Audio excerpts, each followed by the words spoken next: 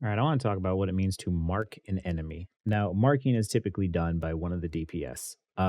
In this game, there is a Spider-Man, and I find this out by walking forward out of spawn. I didn't time the start of the recording just perfectly. I walk out of the spawn and I turn around and look up. I do this a lot because of the fact that because there's so many different heroes like Spider-Man and Venom that are waiting to jump on my head, I proactively am checking corners. It's just a good habit to get into. And because of it, I see both of them up top waiting to jump onto my team. And I immediately start shooting the Spider Man in order to force him out of there. Um, uh, Marking, I'm going to use that term a lot, is when one DPS specifically focuses just another DPS. Or I shouldn't say DPS, I should say like any hero, right?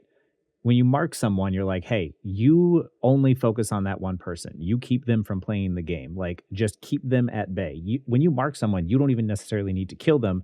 It's just your job to make sure that they're not harassing you. And when I walk out and I see a Spider Man Venom, I know that they have a brutal combo because with the Venom buff that he gives Spider-Man, Spider-Man's one shot becomes a lot more reliable. He suddenly has a lot more damage, and it's very scary in the hands of someone who knows how to play Spidey. So here, I immediately start harassing Spider-Man because of the fact that I just want him out, right? And here, I know that Venom is just going to jump on my team. So I'm trying to get as much health out of him as possible to get him to force his abilities so he has less to engage with later. I can force him out, right? Here I lose track of Spider-Man. He ends up diving on my back line and killing my rocket. This is why I say that, like, when you mark someone, your job is to basically keep that from happening. Me coming in to flank their back line now doesn't really help too much because of the fact that I didn't mark the Spider-Man early enough to stop him from flanking my supports. Now, mind you, uh, I'm not the best at like a flanker is not necessarily the best at marking another flanker. Realistically, I should rely on maybe like my Punisher or something to mark him. But even at GM, I don't trust my teammates to do that. So I take it upon myself to know to mark this Spider-Man who is being a hassle. Now, mind you, this game just started too. So this is me sort of figuring out the skill level of this Spidey. That damn compression, man. Okay, so I'm flanking on the backside. I'm pulling attention. I'm pulling attention. Here, I cloak in to try and get something done. I should have just gone for the res station. I'm poking. I'm poking. I'm pulling attention. I'm distracting. See, now look at this. He is now marking me. He's like, oh, I got to try and take care of this Psylocke. I am trying to kill him. I'm trying to outplay him. I try to get back out to group with my team so I can try again. Here's me trying to help by fighting off the Venom to reset my cooldowns. And watch, and you see how I'm immediately shooting at Spider-Man? I'm immediately focusing him. I'm like, I just want to get you out of here. I don't want you to harass my supports. I shoot the rocket because he happens to be in front of the wall, and Spider-Man's at the back, too hard to hit. But look how I immediately go back to marking that Spider-Man. My job here is to keep him from harassing my team. Here, he actually does a really, really cool play where he climbs up on the wall in the corner there and he gets out. I got to give him credit. He juked me hard. But do you see how after we got the first kill on the rocket, now all I'm doing is marking this Spider-Man where even if he's not killing anyone or even if I'm not killing anyone, neither one of us is doing anything, but my team is winning because of it. Right? He hits me with the web. I stay hidden. I reload while invis. I come back in. And with the help of my teammate, we finish him off. This is how you deal with flankers. One of your DPS's job is literally only to mark them, not shoot, not really pay attention to anyone else. Like specifically, your job is to make sure that you do not let them feel like they can jump on the back line and attack safely. You need to send one person specifically to get their attention and keep them off of your team.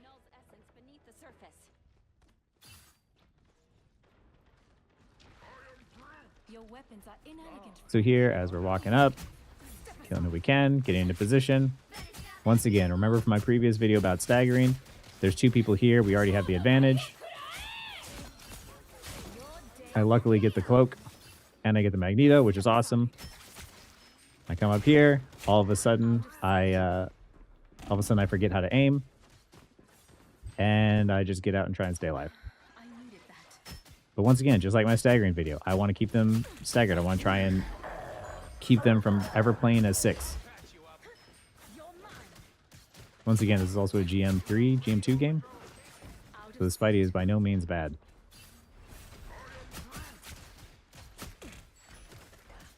Here, I'm just trying to get the Venom off of me, reset some cooldowns.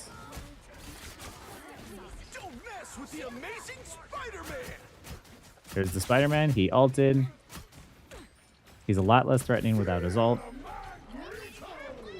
Oh, it glows when you can go back up. There we go.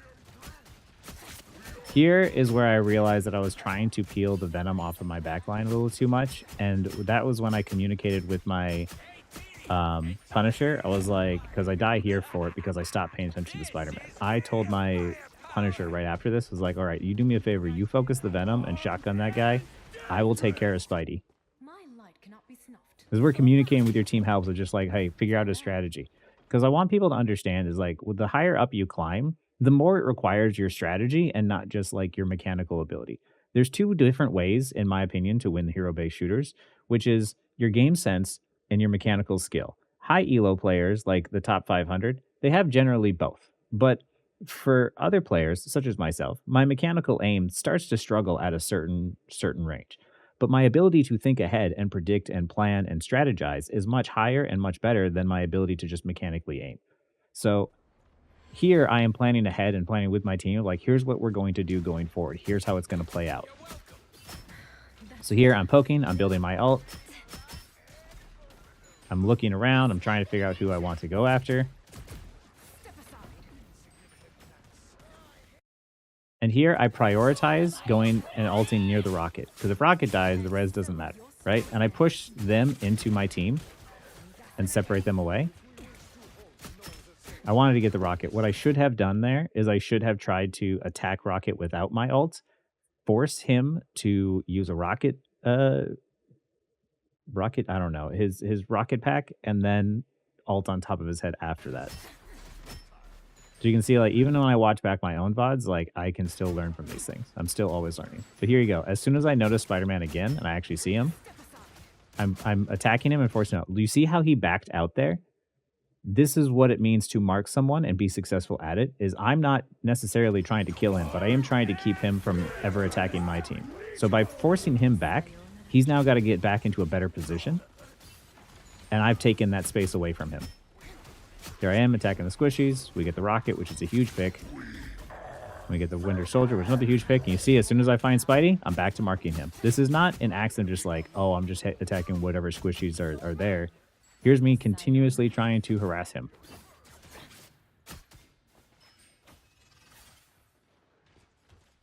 Unfortunately, he has really fast mobility. So what I lack in mobility, I make up for in a little bit more damage and my ability to stealth. So chasing him is tough. Here I'm shooting Venom because I don't really have much of a choice. And because I miss going up top there, I pay the price for it.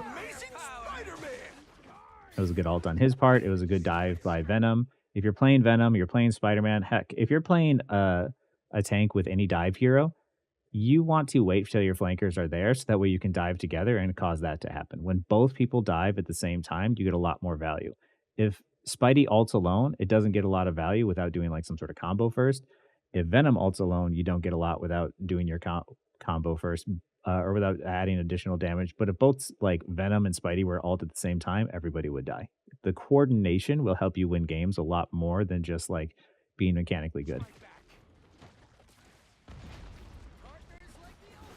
Oh, and I just respawn here.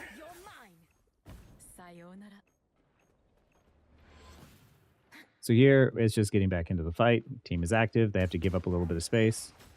Give up space to stay alive and regroup and take it back when you're together as 6.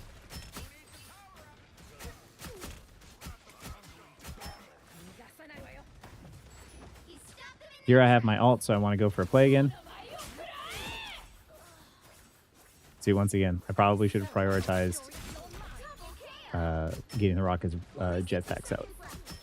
But here, because we have the advantage, I'm more focused on securing kills than I am necessarily on marking. We should be able to survive most of it. And there, once again, I can't chase Spider-Man, so I am just going to stand on point to cap it faster. I prioritize the support over Venom because my team is there. Because Venom was really good about engaging and disengaging. There's the Spidey. I immediately start damaging him. See how I'm just trying to push him out? He's got low health. He's going to get out alive, but he's not in the fight anymore. I try to execute him. It doesn't work. Really good dive tanks, really good tanks in general, but especially dive tanks, know to use their mobility and their abilities to get in. And when they're low, they can get right back out like that and reset their health and their cooldowns. Because like right now, he's going to go back into his team, get healed up, and charge his support ultimates up if they don't have them. Or at the very least, he's going to get his cooldowns back up and then come back in a lot faster than if he were to come out from spawn. You see how I specifically target the Spider-Man? Now there's nobody to ult my backline. Now there's nobody to combo my backline with that Venom combo. I can't fight the tanks, so I'm going to go for Rocket. This was a bad ult.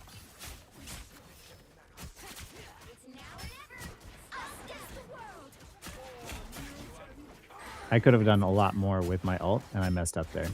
Even high elo players make mistakes. Like, sometimes you go for stuff and it doesn't work out. Once again, Winter Soldier's ulting, so I'm trying to focus the Winter Soldier. He gets healed up. It's just time to get out. Time to get out and reset.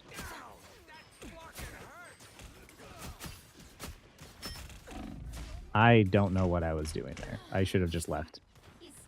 That stagger was really bad on my part. Because look, now we're waiting for me. Like, this is where mistakes... this is where I recognize my own mistakes, and it's good to recognize, like, you know, that not everyone is going to play perfectly. Even when you know what to do, it's like hindsight's 20/20. Like, in the moment there, I thought I could get more kills, and they just didn't work out, and I should have just left. There, we just got ulted and spawned. Like, but once again, we come right back out, so it's not the worst thing in the world. Okay, here's an important lesson. I got stuck there. When you are entering closer to overtime, you do not need to touch the point until the very last second. You do not need to do that. So there's so many times people out there are like, oh, I got to touch the point, and they jump on at like 87% or like 10 seconds left. And because of that, they jump too early, and then they die for it, and then everyone else just gets run over. Here's me waiting. 5, 4, 3, 2, 1, and then we get on. Like, we could see my team was ready to touch, and then we engage. We are waiting until the last possible second to touch in order to make sure we have as much time as possible to regroup.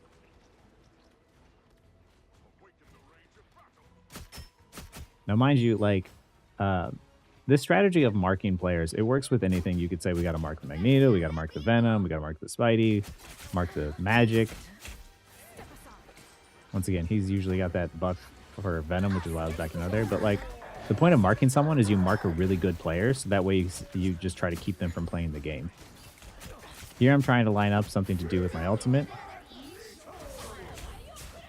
And I throw it out there where it might not necessarily have been the best ultimate. It was risky, but I didn't want to die with it. And here I die, but it's fine. We have the res, but we also have a huge advantage here. Like, we went from all the way back there to pushing that up to the final point. Like, and it was all just because of the fact that just like, hey, and I was playing with 2 other people, so it was helped to coordinate and have sort of each other's backs and like, you know, talk in Discord about it. But here, on defense, I'm like, he's playing Spider-Man, so I'm going to cover the left side because people with mobility, especially high mobility like Spider-Man, like to go on the left side or not pay attention. So once again, here's Spidey, right? Immediately, the first thing I'm doing is I know he's going to be the first engaged because he's got the highest mobility. So I'm trying to force him out and get damage off, and immediately I get a free pick, and I double dash back, and I'm with my team. I know he's got high mobility and he can come out very quickly, but it's still at the very least with him down, my supports can feel a lot more safer, and we have at least a little bit of time to try and get some work done. And he got rest, which is disappointing, but also taking rocket res out of the fight that early and that quickly is hugely beneficial. So here I am. You see, I'm not paying attention to anyone else. I could be charging my ult faster and a lot more consistently by shooting at the tanks. But instead, I'm shooting at the Spider-Man by just causing enough damage to say, hey, I don't want you coming in. I will never, if I can, I will never let him have more than a little bit of health. There, I'm trying to get the rocket just because I thought it might have been easy. Here, I'm telling my teammates, hey, I need help. And look how I get back with my team and how I have an exit strategy. And now I'm standing behind cover in a spot where the enemy can't see me, but my supports can easily hit me. If you're ever asking where are my heals, stand behind cover and stand still, and I promise you'll get healed. Here I am, shortening my cooldowns on Venom. Once again, there's Spider-Man. Look, every time he gets down to half health, he gets right back out again. And then I go right back to shooting everyone else. There's a Spider-Man. Even in the mix of all of this craziness that's going on, as I'm shooting everybody, I'm also readjusting my aim whenever I see Spidey. I force that, and look it. Venom jumps in, and I immediately readjust to Spidey again. I changed to Winter Soldier just because of the fact that he just happens to be closest and out of position. I lose track of Spidey and all of the craziness, so I go for the next whoever else that I can kill. Look, see how I stopped shooting? We're staggering this Magneto super hard. I'm not trying to kill him. I am waiting. He bubbles. And now I kill him. Look to see how far he got staggered by me just holding off a little bit before executing him. These tiny little decisions will help you win games so much easier when you can keep them from regrouping from 10, 20, 30 seconds. There's been so many games that all of us have played where we lose by just the tiniest amount. And if only we had an extra 10 seconds, this is where that 10 seconds comes from.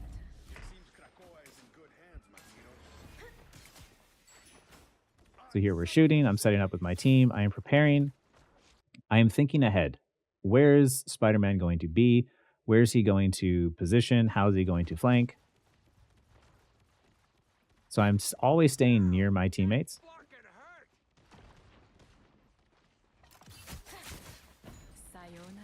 Here he's kind of isolated. I go out and immediately as I get shot and I'm shot invis and they can see me, I'm not walking out there anymore. They're just gonna kill me.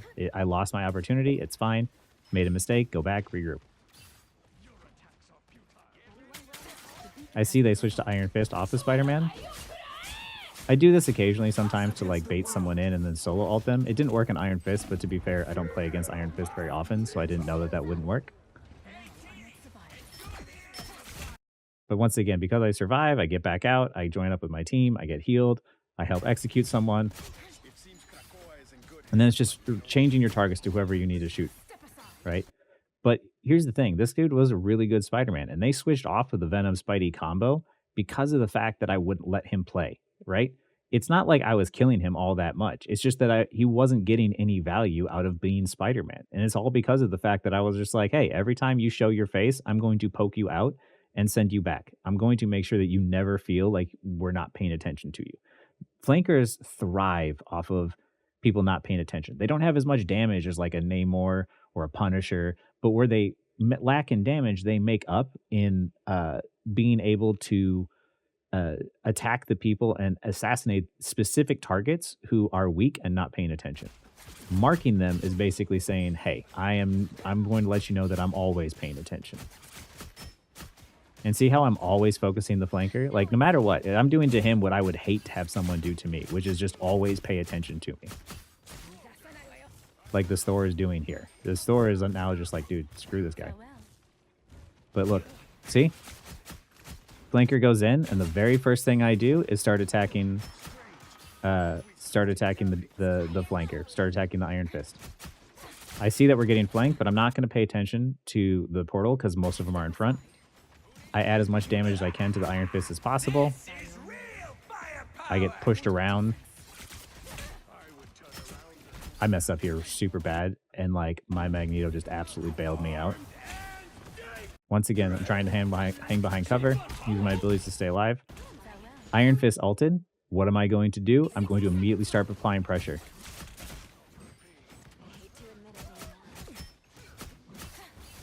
He gets a great ult off. He kills most of my team, and I think to myself that like with this many grouped up, I might be able to make a play. I get close. Unfortunately, it doesn't work out. I cloak and I get out. I thought I might be able to make a play off of it, but it didn't work out, but it's fine. I just get out. Help get that vehicle to its destination. So here we go. We are grouped back up again. Here's the Iron Fist. He's attacking me. He doesn't have his abilities. He's low health. He's going to leave. So now that gives me an opportunity to regroup with my team and shoot anyone else. But it also means that he can't engage. And on defense, that matters a lot because of the fact that, once again, this is an objective-based game. You don't have to get kills. You can just literally stay alive and tell them that you're not allowed to attack. You're not allowed to walk forward. That's more than enough. You don't need to get kills.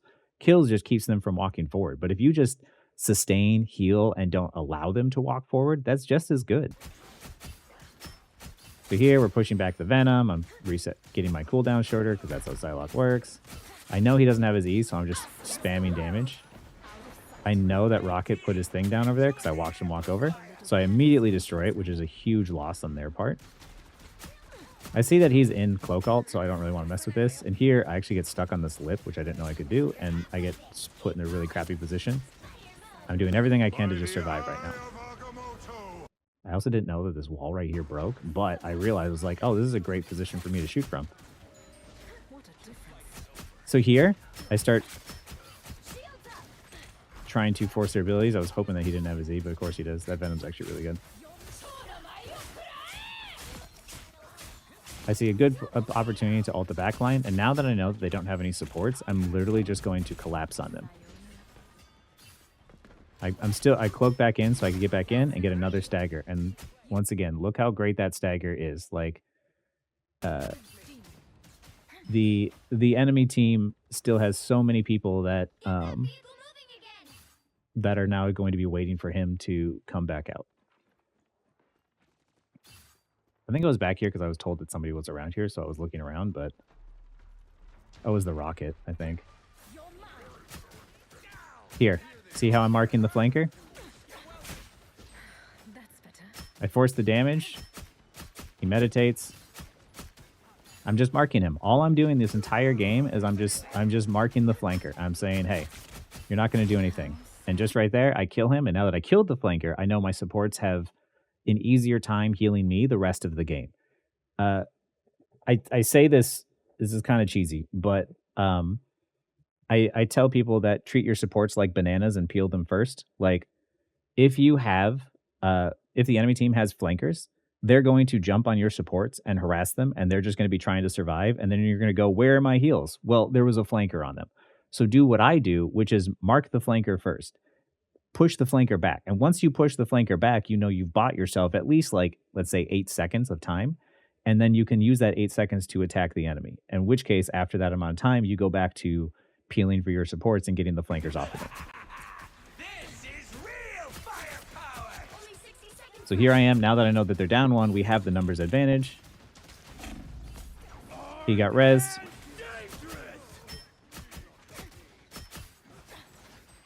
At this point, we're backing up and giving up space. Once again, Iron Fist. Iron Fist ulted, so everybody turn on him. Even though I knew I wasn't going to kill him with the dash, I could see his health and it wasn't low enough to just dash alone. But I thought to myself, because I needed to like reload or wasn't going to get the shot off, dash first and let just trust your team to get the follow-up damage there. So here I am. I go right back in. Now that he's dead again, I get myself back into a position. I saw him hooking, which is why I ulted a little earlier than I would have liked to, but I didn't want to get hooked by it, so I preemptively hit it. And here, he can't really do a whole lot. Venom is now by himself, so we're all going to isolate him and attack him. It's a lot easier to kill a Rocket than it is a Venom. So we execute him. I frequently go invis right after executing someone when I need to reload, so I get left alone. Remember what I said about bananas? See the flanker go in. Going to peel first. Now that I've peeled, now I'm going to re-engage. Everything else is much easier now because of the fact that they don't have to worry about an Iron Fist dealing on their backline.